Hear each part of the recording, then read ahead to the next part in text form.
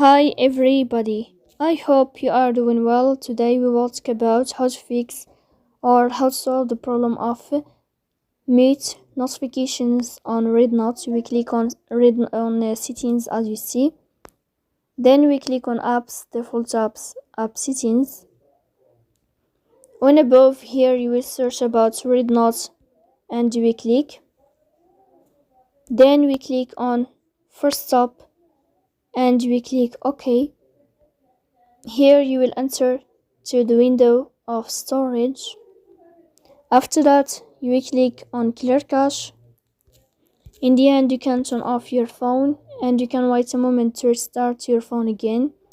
If it's not working with you, then you can update your app on Play Store. So please don't forget to support us by like and subscribe. See you next time in another video, and thank you for your watching and your attention.